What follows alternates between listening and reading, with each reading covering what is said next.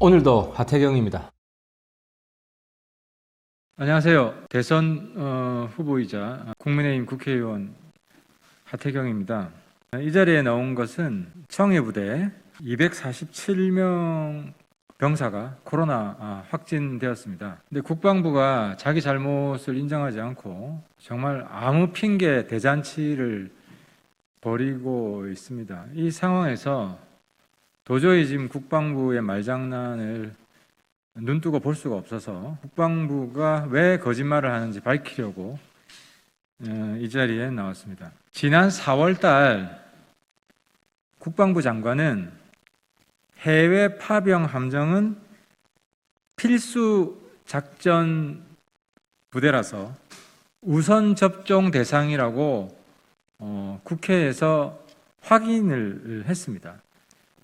지금 일지를 정리를 했는데요.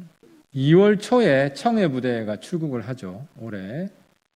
그 다음 4월 23일 날 청해부대와 똑같은 사건이 벌어집니다. 함정에서 해군의 이 함정이 고준봉함인데요. 이 함정에 32명 코로나 집단 감염 사태가 발생을 합니다.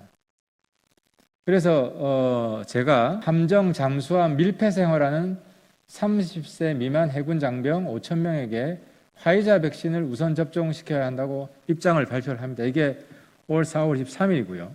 4월 27일 날 국방부 대면 보고를 받습니다. 그래서 국방부가 당시에 이제 우리한테 보고를 한 거는 30세 미만 장병의 경우에 해외 파병, 연합훈련 참가자, 그리고 함정, 이 사람들이 다 필수 작전 부대고 우선 접종 대상이라고 확인을 해줍니다.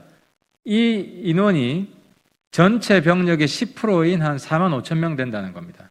그래서 이 4만 5천 명을 질병청하고 협의해서 우선 접종시키겠다라고 확인을 해줍니다. 이게 저희 의원실에서 4월 27일 날 국방부로부터 대면 보고받은 자료입니다. 이 메모까지 되어 있습니다.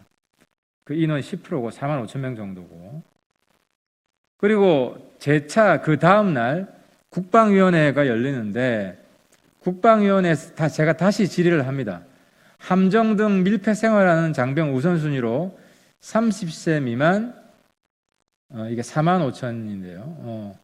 30세 미만 청년 장병에게 화이자 백신 접종시키자고 했고 그 당시 서욱 장관이 밀폐 공간의 필수 작전 부대는 우선 접종 대상자고 4만 6천 명으로 판단한다고 답변합니다. 이게 국방부 대면 보고할 때 4만 5천 명하고 거의 같은 숫자입니다. 이 안에는 해외 파병, 함정이다 포함되어 있는 겁니다. 그리고 5월 3일 날 정부가 30세 미만 장병 화이자 접종키로 결정을 합니다. 그러니까 5월 3일 날 접종 결정을 했으면 이 청해부대 같은 경우는 함정이고 해외 파병이기 때문에 바로 접종을 해야 되는 거예요. 1차 접종 대상에 들어갔어야 되는 겁니다. 근데 지금 거의 모든 장병들한테 접종이 다 돼 있거든요. 돼 있는데 청해부대만 접종이 안 된 겁니다. 이건 우선 접종 대상 하기로 해놓고 후순위로 뺐다는 겁니다. 그래서 제가 이 자리에 나온 겁니다. 소 잃고 외양간도 못 고치는 정부가 된 겁니다. 문재인 정부가. 소 잃었다는 거는 이미 4월 달에 해군 상륙함에서 32명이 코로나 확진이 됐기 때문에 함정 등 밀폐 생활하는 병사들은 우선 접종 대상이어야 된다라고 이때 재발 방지 대책이 나온 겁니다. 그래서 외양간을 고쳤어야 되는데 또 당한 거죠, 또. 그래서 제가 이 자리에 나왔습니다. 문재인 대통령은 우리 병사들이 이게 나라냐라고 생각을 한다는 사실을 엄중히 직시를 해야 됩니다. 문재인 대통령은 청년 장병들과 국민들에게 사과해야 됩니다. 그리고 무능하고 사실상 직무유기를 한 국방부 장관을 즉각 경질을 해야 됩니다. 마치겠습니다.